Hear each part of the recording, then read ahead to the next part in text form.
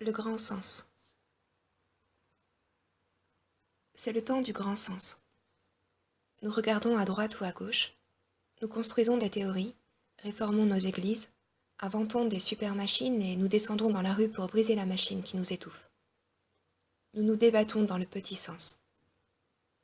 Quand le bateau terrestre est en train de couler, est-ce qu'il importe que les passagers coulent à droite ou à gauche, sous un drapeau noir ou rouge ou bleu céleste? Nos églises ont déjà coulé. Elles réforment leur poussière. Nos patries nous écrasent.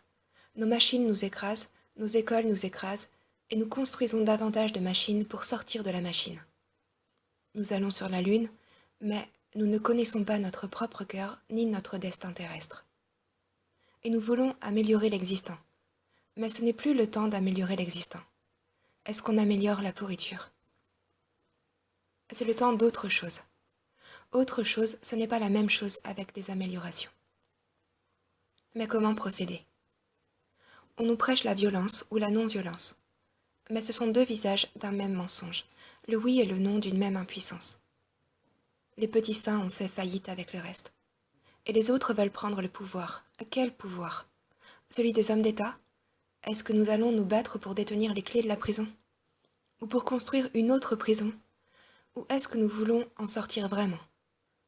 Le pouvoir ne sort pas de la poudre des fusils, pas plus que la liberté ne sort du ventre des morts. Voilà 30 millions d'années que nous bâtissons sur des cadavres, des guerres, des révolutions. On prend les mêmes et on recommence. Peut-être est-il temps de bâtir sur autre chose, et de trouver la clé du vrai pouvoir. Alors il faut regarder dans le grand sens. Voici ce que dit le grand sens. Il dit que nous sommes nés il y a tant de millions d'années. Une molécule, un gène, un morceau de plasma frétillant. Et nous avons fabriqué un dinosaure, un crabe, un singe. Et si notre œil s'était arrêté en cours de route, nous aurions pu dire avec raison que le babouin était le sommet de la création, et qu'il n'y avait rien de mieux à faire, ou peut-être à améliorer nos capacités de singes et à faire un royaume uni des singes. Et peut-être commettons-nous la même erreur aujourd'hui dans notre forêt de béton. Nous avons inventé des moyens énormes au service de conscience microscopique, des artifices splendides au service de la médiocrité, et davantage d'artifices pour guérir de l'artifice. Mais l'homme est-il vraiment le but de tous ces millions d'années d'efforts? Le baccalauréat pour tous et la machine à laver. Le grand sens, le vrai sens nous dit que l'homme n'est pas la fin. Ce n'est pas le triomphe de l'homme que nous voulons, pas l'amélioration du gnome intelligent.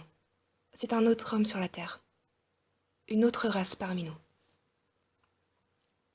Sri Aurobindo l'a dit. L'homme est un être de transition. Nous sommes en plein dans cette transition. Elle craque de tous les côtés. Au Biafra, en Israël, en Chine. Sur le boulmiche, l'homme est mal dans sa peau. Et le grand sens, le vrai sens nous dit que la seule chose à faire est de nous mettre au travail pour trouver le secret de la transition. Le grand passage vers l'être nouveau. Comme un jour nous avons trouvé le passage du singe à l'homme. Et de collaborer à notre propre évolution au lieu de tourner en rond et de prendre les faux pouvoirs pour régner sur une fausse vie. Mais où est le levier de la transmutation? Il est dedans. Il y a une conscience dedans.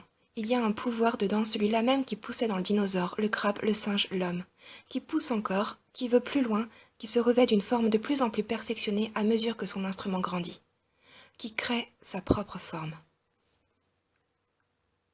Si nous saisissons le levier de ce pouvoir-là, c'est lui qui créera sa nouvelle forme. C'est lui le levier de la transmutation.